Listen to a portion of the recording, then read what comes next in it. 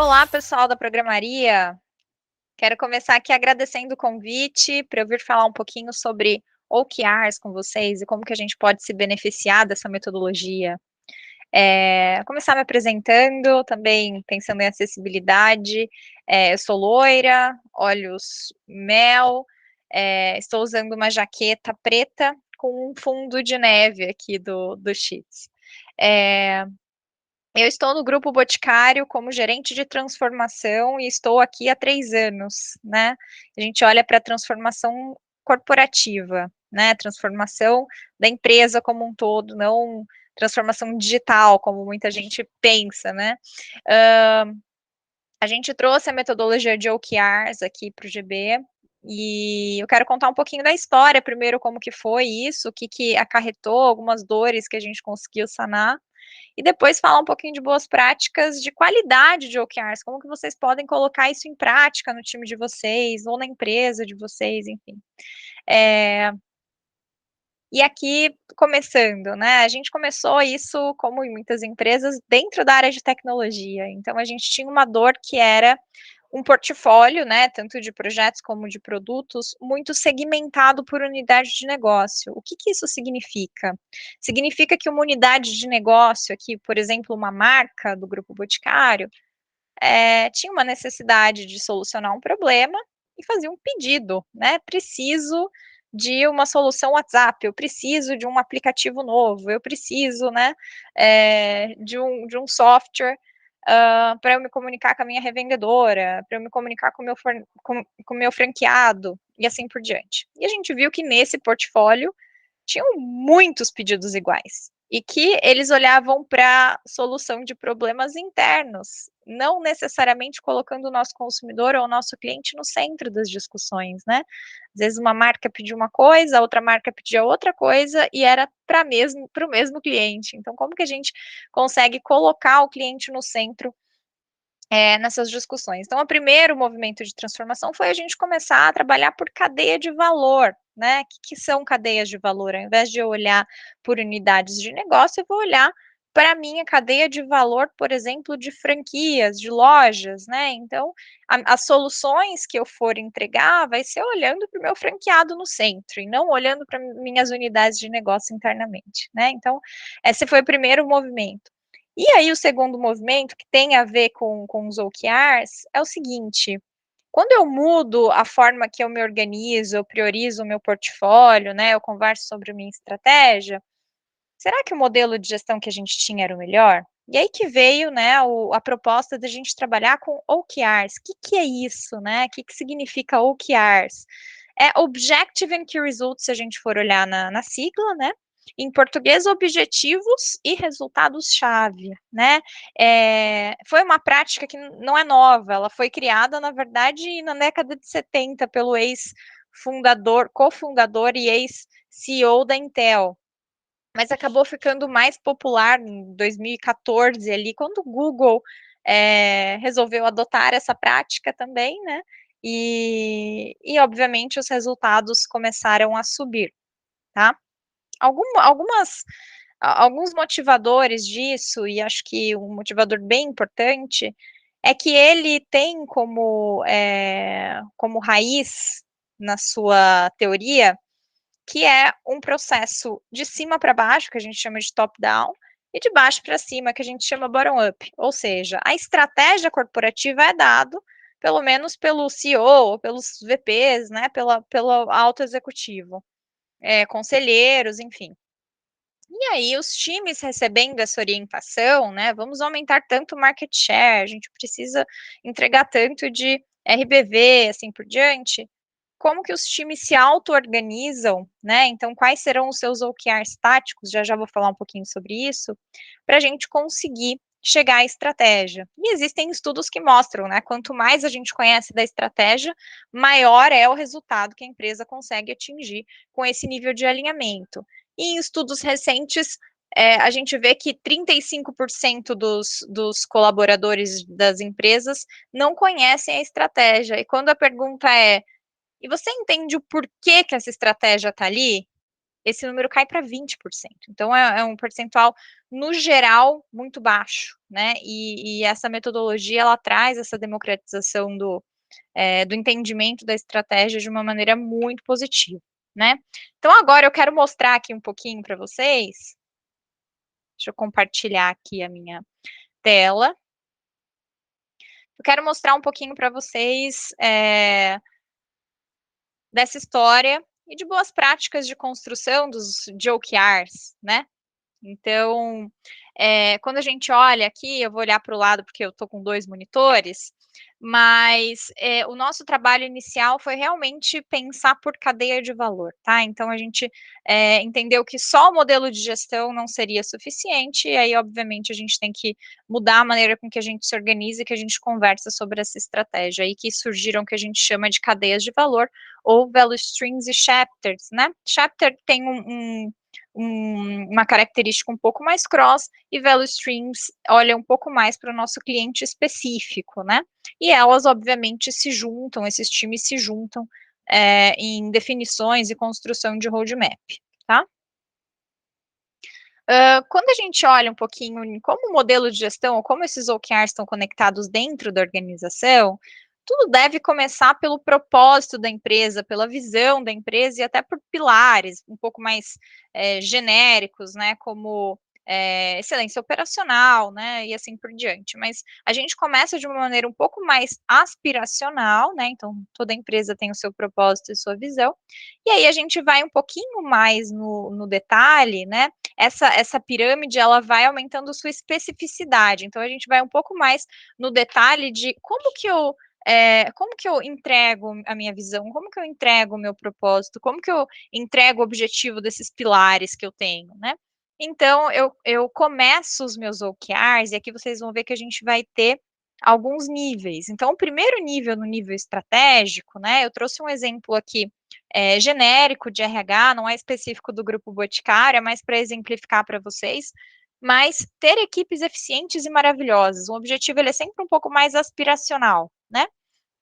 E depois, embaixo dele, a gente põe como boa prática, cada objetivo ter no máximo 5 key results, 5 resultados-chave, né? Então, um exemplo de um deles seria reduzir o turnover de 10 para 5%. Tá? Então, um objetivo ele é aspiracional, ele é motivador, ele inspira, e o Key Result não. Ele é muito mais direto, numérico, né, específico, para a pessoa entender como que eu vou ter equipes eficientes e maravilhosas. Bom, um dos meios é a gente ter um turnover menor, né? Então, isso quer dizer que se eu tenho um turnover melhor, bem provavelmente aqui eu tô né, com uma equipe eficiente e maravilhosa. Então, esse é o mindset aqui, tá? Depois, quando a gente vai para um nível um pouquinho mais específico, a gente tem o nível tático. Então, o que a gente chama de OKRs, ele sempre tem esses 2 níveis aqui. Primeiro é o estratégico e depois o tático. Bia, mas eles são, um é mais importante que o outro? Não, um é mais específico que o outro. Eles fazem parte da mesma árvore. Então, quando eu falo desse objetivo tático e do key result tático nesse caso, ele ainda continua, né, faz parte daquele objetivo de ter equipes eficientes e maravilhosas, mas ele entra num nível de especificidade maior. Então, ter líderes inspirados e inspiradores, e aí, um mais específico ainda é aumentar o LNPS, que é o NPS da liderança, de 70% para 85%. Tá? Então, eu vou ter líderes que são muito bem vistos pelos seus liderados. E na execução, aí sim eu tenho nível de iniciativa, eu tenho nível de roadmap, ele pode ser de um produto digital, ele pode ser de um projeto, nesse caso é provavelmente um projeto, né? Então, para eu aumentar o LNPS, eu posso criar um programa de letramento da liderança, falando sobre segurança psicológica, inclusão, motivação de equipe, assim por diante. Então, você vê que aqui a gente tem desde a visão do propósito da empresa, até a iniciativa que provavelmente o time de RH que vai executar. Tudo isso está conectado, né? E mais importante que isso, né, das coisas estarem conectadas, é isso estar disponível, essa visão estar disponível para as equipes. Então, até esse nível aqui do Key Result estratégico, as equipes recebem. E a partir do OKR tático, as equipes constroem. Então, aqui é onde eu quero chegar, né? E aqui é como que eu vou chegar. Os times que definem o como isso vai acontecer, tá? E aí, passando um pouquinho para bons QRs, né? Então, quais são as características dos bons QRs? Então, a gente traz top 3, obviamente a gente poderia listar um monte, mas aqui são as principais. Então, primeiro, tem uma boa qualidade das métricas. A gente precisa realmente ter discussões de número, não adianta eu falar um exemplo genérico, eu preciso saber exatamente aonde a gente quer chegar e acompanhar esse número, né? Tem a adequação ao nível estratégico que estão, então não adianta eu colocar um QR estratégico com um nível tático ou um nível de iniciativa, né? Então, realizar o desenvolvimento de um produto digital não deveria ser um QR estratégico, né? Eu tenho que estar num nível acima disso, né? Então, digitalizar 100% ou 50% da minha empresa até poderia ser, né, um QR estratégico, mas tão específico quanto construção de algo, né, um produto específico, não é um bom exemplo. E consideraram o todo da organização em sua elaboração e são MICE. Eu vou explicar um pouquinho o que seria o MICE aqui, tá? Vamos lá. Então, primeira parte de tem boa qualidade das métricas. Boas métricas são mensuráveis, específicas e devem responder o que, quanto e até quando. Então, é isso que um QR deveria responder para a gente. Então, a gente começar com temas genéricos como endereçar, abordar, listar, isso não é uma boa prática, né? Talvez isso venha como uma iniciativa. Evitar QRs cronograma. QRs cronograma, eles são mais aceitos quando a gente tem uma hipótese a ser ainda provada, né? Ou a gente vai começar com uma iniciativa muito estruturante, a gente tem milestones, né? Alguns marcos de atingimento, então, QR cronograma, aí sim pode entrar aqui, mas se não, é sempre bom a gente ter um foco no resultado, tá? E se preocupe com o realismo. Eu acredito muito no que a gente chama de moonshot, a gente ser desafiador na métrica. Não algo que a gente nunca vai alcançar, mas algo que, se a gente for muito desafiador, a gente consegue sim alcançar o número. Então, aqui é importante ser realista, mas sempre puxar um pouquinho para cima, né? E aqui tem a adequação ao nível estratégico em questão. Então, aqui eu estou falando no nível estratégico de atingir X de receita líquida total, e aí o nível tático, eu desço um nível de especificação, né? Então, eu quero crescer tanto as vendas numa categoria específica. Isso vai ajudar a aumentar ou atingir a receita líquida total que eu quero, né? Mas ele é um pouquinho mais específico, não adianta a gente trocar esses níveis. Então, é sempre importante, naquela primeira pirâmide que eu mostrei, a gente aumentando o nível de especificidade, tá bom? E aqui, quando a gente precisa considerar o todo, né? Então, geralmente uma organização, um conjunto de times que seja, a gente tem vários OKRs. E a gente traz o termo MICE, por quê? Porque eles são mutuamente exclusivos e coletivamente exaustivos. O que isso significa? Então, pensa que você tem 20 QRs na sua organização como um todo ali, né? Estou dando um exemplo. Para eles serem mutuamente exclusivos, a gente não pode ter overlaps em temas em si, tá? Então, por exemplo, se eu crio um QR para implementação de um sistema que vai ser adotado pela empresa toda, adotar sistema A para 40% dos times da área Y. O que a gente pode, né, fazer para que eles sejam MICE entre si? Checar com os líderes de outra área, para ver se já não tem um QR parecido, para não ver se não tem alguma coisa complementar que eles estão medindo, porque não adianta a gente ter dois QRs que estão medindo a mesma coisa ou metade da mesma coisa. É melhor a gente juntar as coisas e simplificar isso, né? E aqui, coletivamente exaustivos, que juntos abordam todos os pontos almejados na redação do objetivo acima deles. Então, aquele exemplo que eu dei da receita líquida, né? É importante a gente escolher QRs que juntos garantem o atingimento da receita líquida que eu quero atingir. Então, se eu estou falando que eu vou crescer X% só numa categoria, ela sozinha provavelmente não vai garantir que eu atinja a receita líquida que eu quero, né? Por isso que aqui a gente tenta ser realmente exaustivo no total dos OKRs táticos, realmente atingirem os OKRs estratégicos, tá? E aqui algumas comparações, né, de qualidade entre os QRs. Não é legal a gente ter falta de data ou indicador numérico, então é importante a gente ter realmente, se for um QR cronograma, qual data que eu vou terminar os meus milestones, e se for um indicador mesmo de resultado, quanto que eu quero atingir daquele resultado, né? Métrica com valores de base de cálculo de difícil acessibilidade, então é importante que a gente seja realista e desafiador ao mesmo tempo, né? E uma solução genérica, pouco assertiva, e não ser nice, que é o que a gente acabou de ver ali, né, na nossa explicação, ok? Então, aqui, pessoal, essas são as boas práticas da construção de OKRs.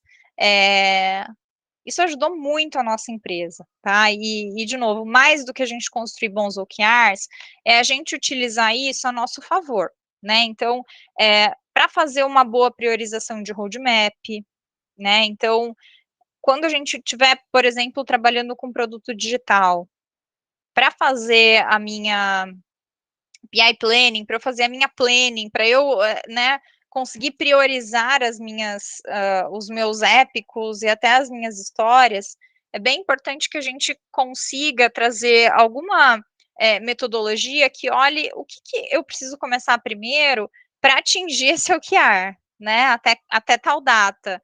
Então, você acaba, nessa metodologia, juntando tudo, né, olhando para todos os níveis da organização e garantindo essa qualidade, esse alinhamento, tá? Aqui nessa metodologia, a gente fala que a gente tem muito mais amor pelos resultados do que pelas iniciativas. Isso é um pouco diferente do mindset de muitas empresas, mas isso aqui é uma verdade. Então, a gente roda todo esse processo, né, de OKRs, hoje a cada 6 meses, né? E o que a gente fala para os times é o seguinte: a gente discute a nível de projeto, a gente discute a nível de épico, mas todo refinamento e talvez mudança de rota durante a execução desse planejamento, ela é bem-vinda.